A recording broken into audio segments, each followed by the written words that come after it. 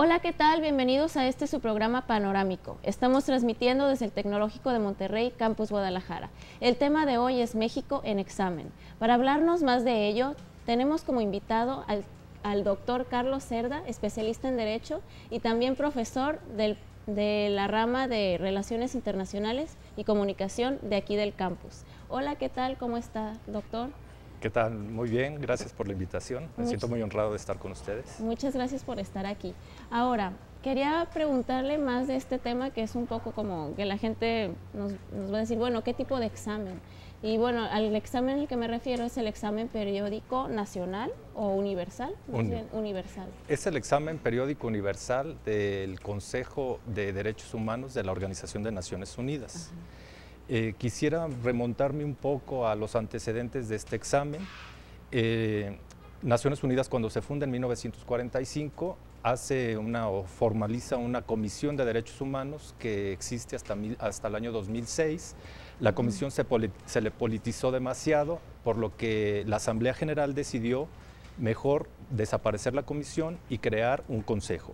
Entonces, a partir del año 2006 tenemos un Consejo de Derechos Humanos, que es un órgano de Naciones Unidas, que está compuesto por 47 países que son electos para un periodo de 3 años. Yo quisiera destacar que empieza a funcionar en 2006 y el presidente del Consejo por primera vez es un mexicano, un embajador mexicano, jalisciense, Alfonso de Alba, que fue el que llevó los trabajos hasta el año pasado.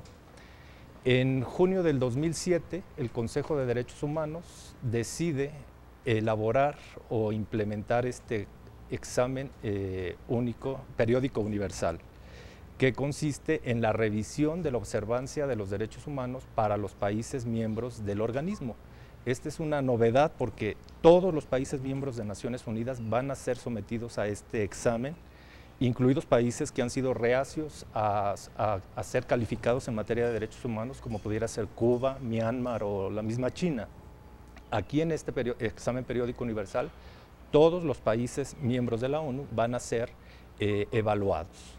Entonces, bajo este examen periódico universal, se dividieron los 192 miembros en 4 periodos, 48 países a evaluarse cada año, y a México le tocó ser evaluado precisamente este año, en febrero pasado, el 10 de febrero, le tocó hacer su examen. ¿En qué consiste el examen periódico universal? Pues esto también es una novedad dentro del sistema de Naciones Unidas, porque el examen es la evaluación que van a hacer los 47 países miembros del Consejo de Derechos Humanos, pero en base a un informe que le va a presentar un comité preparador que se llama Troika, porque está compuesto por 3 estados miembros. En el caso de México fue Sudáfrica, Pakistán y Nicaragua los que elaboraron el examen para México, pero ellos toman como referencia un informe que les presentan el mismo consejo, y este informe está compuesto de 3 partes. La primera parte es un informe que elabora el gobierno del propio país que va a ser evaluado.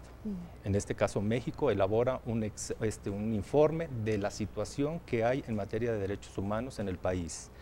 Este informe no debe de exceder de 20 páginas. Una segunda parte del informe está compuesto por el relato que hace la Oficina del Alto Comisionado de Naciones Unidas para Derechos Humanos.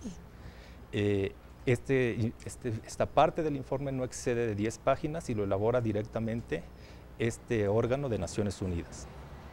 Y la tercera parte, que es la novedad dentro de este reporte, es un informe que se elabora por parte de lo que el Consejo de Derechos Humanos llama los interlocutores pertinentes. ¿Quiénes son estos interlocutores pertinentes? Bueno, todos aquellos involucrados en materia de derechos humanos que quieran aportar para este informe. En el caso de México, pues fueron organizaciones de la sociedad civil en materia de derechos humanos, la Comisión Nacional de Derechos Humanos y las 32 comisiones locales de derechos humanos, y también se contó con la participación de investigadores y universidades. Yo quiero destacar que el Tecnológico de Monterrey, en particular el Campus Estado de México, hizo su aportación a este informe, que lo compila también la Oficina del Alto Comisionado de Naciones Unidas. Entonces, este informe compuesto, primero, por el reporte del gobierno del país evaluado, segundo, por la Oficina del Alto Comisionado de Naciones Unidas en materia de derechos humanos, y tercero, por las aportaciones que hacen todos los interlocutores pertinentes, que son los miembros de la sociedad civil involucrados en materia de derechos humanos. Sí. Este informe es el que se presenta ante el Consejo lo manda a la Troika, a los 3 países que ya había mencionado, ellos elaboran un informe final y entonces sí ya se presenta ante el Pleno del Consejo, que evalúa realmente cuál es el papel que ha tenido el país en materia de derechos humanos, sobre todo en la observancia y el cumplimiento de los derechos fundamentales, ¿no? Finalmente, a nosotros como país nos tocó el 10 de febrero, a nosotros nos evaluaron, asistió directamente el secretario de Gobernación a presentar el informe de parte del gobierno mexicano, y después todos los países miembros, que les decía son 47 países de pleno derecho, pero además 6 asistieron en calidad de observadores, es decir, teníamos 53 países que estaban viendo todo el informe que se estaba presentando sobre la situación de los derechos humanos en nuestro país. Y ya el día 13 se hace el relato correspondiente, se vota y se saca un informe final que contiene conclusiones y recomendaciones para el gobierno mexicano, es decir, lo que tiene que hacer en materia de derechos humanos. ¿Ese informe quién lo regula? O, por ejemplo, no sé, tú puedes, ¿cómo diré? Las distintas organizaciones, que pueden ser organizaciones civiles, pueden, no sé, dar su informe, pero ¿cómo se sabe si se está diciendo la verdad? O como ya dice que México tiene que hacer un informe de 20 páginas. ¿Quién regula eso? Bueno, precisamente es lo que trata el Consejo de Derechos Humanos de Naciones Unidas, hacer un balance entre la postura oficial, que obviamente va a ser el informe que haga el gobierno, y las aportaciones que haga tanto la Oficina del Alto Comisionado de Derechos Humanos y las aportaciones que hagan, ahora sí que las instituciones que están en contacto permanente en nuestro país con la materia de los derechos humanos. En este caso, como yo decía, ONGs y organizaciones académicas y de investigación.